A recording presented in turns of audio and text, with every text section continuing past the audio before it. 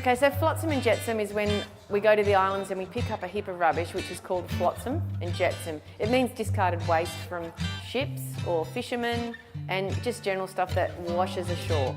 So, and that's like a maritime term. Some people think that Flotsam and Jetsam is not even a real word. Flotsam's when things are it's discarded waste from ships and cargo ships, and also fishing gear and any rubbish that someone seems to have thrown overboard. And so all the stuff we find washed up on our beaches, whether it's little balloon ends or we find a lot of light globes, ropes, floats, all that's called Flotsam and Jetsam. So that's what we decided to call this competition or exhibition, which was inspired by Clean Up Australia Day. Just, I thought, giving back as part of, because we've got a pearl farm at the Abrolhos Islands, giving something that we could do was clean up our area that we use. And we started it 4 years ago, and we go to the islands and we take a team of volunteers. The first year we took 17 people, and there was a lot of rubbish. We filled actually that year it was a big boat. We filled a 75-foot boat and we brought it back to town. We put it on the wharf the next day, and all the local people came down, took it away and turned it into art. So as you see around here, what you're seeing on the wall, people have used all the rubbish we brought back in and put it up there. A lot of them have kept a bit, because I'm pretty glad that we don't have everything that we brought in that day in the gallery, because it just wouldn't fit and probably not look that nice. But they've chosen select things. But when we're picking it up, we think, what's a good thing to pick up? Well, sometimes the second year we decided to get choosy, and we'd get excited about finding big things and big coloured rope and picking up the boring things like floats, which there's a lot of. You know, you still got to pick it up, but you just think, oh, it's just going to go to rubbish, it's not going to go as part of the exhibition. And so what was exciting this year was that people have actually started using them and incorporating carving. A couple of years back, a lady made this mermaid. It was so beautiful, and it was a mermaid mum holding her baby, and she even had a little tear. Even thinking about it, I do get goose pimples, because it had so much meaning when you look at it. And as soon as you see it, you know that it's going to win a prize. Like that one did win a prize. Not that that's how we're supposed to judge it, because we don't judge it. We have professionals come in and judge for Flotsam and Jetsam. We use the curator from the Geraldton Art Gallery, and also Carl Monahan, who is a professional in his field of photography. Plus we use Trish Sawyer, who's an artist, teacher, and really strong in the recycling part of ideas for Geraldton. So the Flotsam, bringing the artwork back, is what I give back, because we're pearl farmers. Initially I started this gallery to sell pearls, and the gallery's just evolved into, we used to be called Latitude Pearls, and then because we were incorporating the jewellery as a style of art, so we would give a pearl to a jeweller and then we would let them create whatever they saw.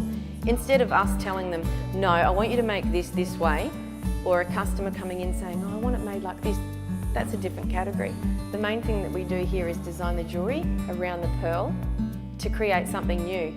And what this means to the people that work here is the jewellers can have a pearl, and now we've evolved into diamonds, but with the pearls, when we give it to them having the freedom to create means they don't have to worry if the customer's going to like it, or if the boss is going to like it, or because someone will like it, and that's what gives different flavour of design for the gallery. And I think this really it makes us a little bit different to a lot of other places who choose to make jewellery based on what's going to sell in one day. You know, we don't mind if we keep the jewellery a little bit longer, because there's going to be one special person that wants something that's not replicated 100 million times.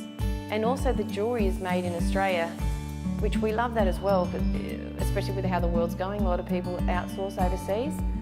The creativity that we have, every girl that works on the floor, every jeweller that I have working for me, even on the pearl farm, my deckhands and all this stuff, they will all have a go at designing something for them. Because if you give them the opportunity, they'll have an idea, and what we do is make their idea come to life. So Flotsam and Jetsam is just one of the things that we do. It's something that we run for a couple of months of the year. Other times of the year we'll exhibit someone's jewellery. A jeweller artist might have a special collection that we'd like to promote for them. And you know, we really want to have fun doing it too. So it's a little bit social when we invite the whole town to come and have a look at like this exhibition.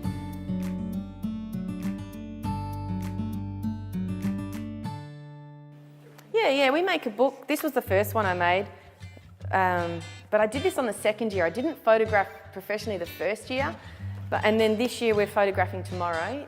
I get Carl Monaghan to photograph each piece high definition, so he does a beautiful job. So then it can go into a beautiful coffee table book. Oh, well, Carl has always been a sponsor and part of the Flotsam and Jetsam. He came on the pickup once and he photographed us all picking all this rubbish up. He thought it would be a good idea. I kind of wasn't really focused on it, but then I saw the pictures that he took and it was really special because he captured a lot of moments of us picking up certain rubbish, and then we've got shots of it being rubbish and then now turned into artwork as well. So we take all these, have them professionally done at his place, and Carl's a world-class photographer. The quality of work that he does, it's perfection. So sometimes when I've got the artwork there, I say to Carl, come on, Carl, just take the shot. And he's like, he won't take it until he's ready. Because that's him, he's an artist as well. So I'm looking forward to going there tomorrow and working with him on photographing all this stuff. And then people actually get to have a permanent memory of their artwork because they can bring it in here and then they sell it. They feel like a lot of them regret selling their artwork. So this year only half the people even wanted to sell the stuff that we're exhibiting. So that's a sign that how much people are appreciating what they can create. Like when I look around I think, oh, why wouldn't they sell it? You know, we could have sold that for them, but it's not about the money. It's more about the journey they took in creating their piece, which makes me feel good when they have a good time doing it.